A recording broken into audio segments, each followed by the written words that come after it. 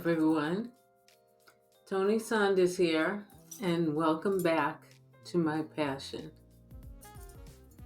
Today we're going to continue with the series of federally recognized disabilities. And today is going to be about health. Now, when we think about health, most people go directly to ADD, ADHD, but that's not all. There are many health issues. Children with cancer is a health issue, but yet they're still allowed, if their parents want them to go to school and learn. ADHD, attention deficit hyperactivity disorder, and ADD, attention deficit without the hyperactivity disorder. Those are made up names for providing medication. And I'm saying this because as I was going to school for my master's degree, I studied ADHD inside out and upside down. It was an eye-opener because with ADHD, it was being studied in England and brought back to the United States to develop drugs for it. So that's why they want to give children who have ADD or ADHD medication.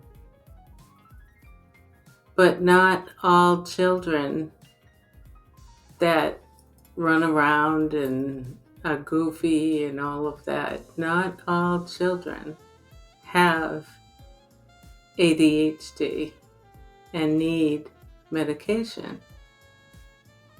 But that's another issue. There's also things like if you have diabetes and you're a child, that's a big one because it's usually type 1. And type 1 diabetes is not quite, or should I say it's not like type 2 that adults usually get. Type 1, you usually develop it when you're younger. And when you're younger, it's harder to regulate your blood sugars because they're children. And we're talking about sugar. And unfortunately, when you have type 1 diabetes, for anyone who has a child with it, you understand that everything that they eat has to be regulated. Time, what they're eating, etc. So, health. Not having a cold. That's not what I mean. Having COVID is an issue. We already know about those, don't we? And understand that,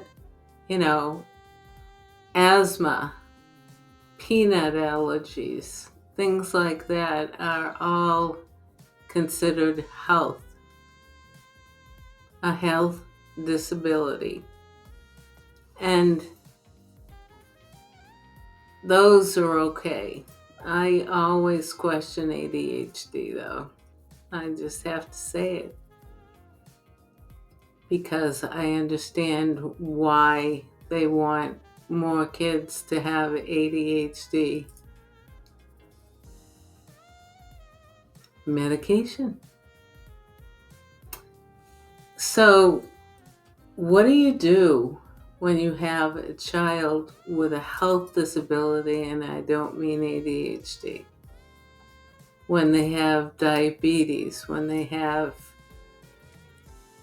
allergies, asthma. There are so many different kinds of health issues that children go through, and sometimes for life.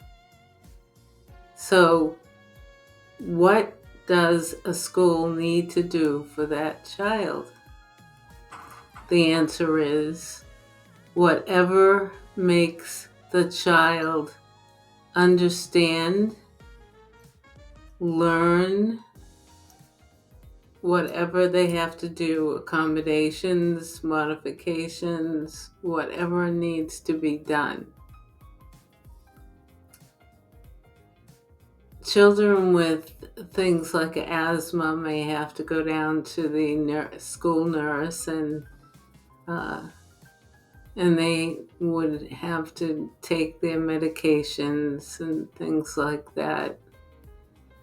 But we're also talking about what happens when they go out on the playground. What can they do? What can they not do? What do they have to do first before they even get on, say, the swings?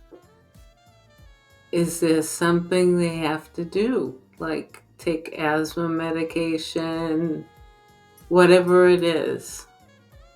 Whatever the health issue is, they have to acknowledge it. And if it affects their learning, which I can't imagine why it wouldn't, no matter what it is, it's always going to affect the student. Now, this is kind of convoluted because what happens is there's this thing called a 504 plan, and they think the school team may think that the student doesn't need an IEP with accommodations and modifications, but just accommodations in the classroom. And that could be true. It could be true. But no. KNOW, no. That this may be a way of keeping the numbers of kids with disabilities off of IEPs. And you have to understand that what the health issue has to be dealt with through their education too. Not just at home, not just at school, but everywhere. Because if you have a health disability, it doesn't go away, it's there. And it shouldn't be like a behavior issue. Oh, he has ADHD, so he has behaviors. That's not necessarily true. But if they do have behaviors, they have to be worked on as well as the health issue. I had a student who had no ability to do anything. So they said, the school said, I fought them on them. They didn't want to let her in school. And I said, even if it just means she becomes someone who can be social, and I'm not talking about speaking, because she can't speak, she can't write, she can't do anything that the schools expect. But her being there, just her being there, and not being a shut-in because of her disability, was my point. You can't use your own brain to determine what someone else is going through, or could go through, or can go through. I understand that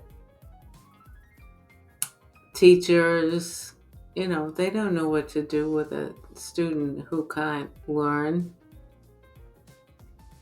But the question is, how do we know until we teach?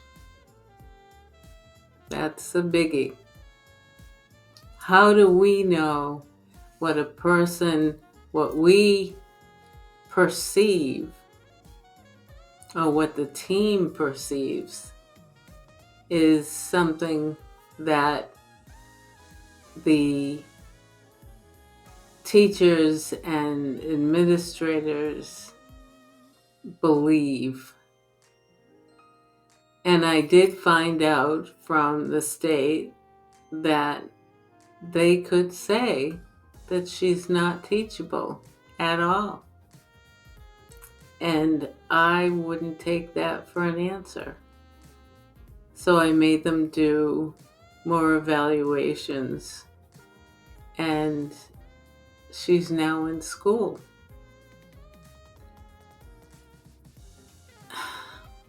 It's kind of hard to know when to stop, when to say, okay, no, she doesn't have to go to school.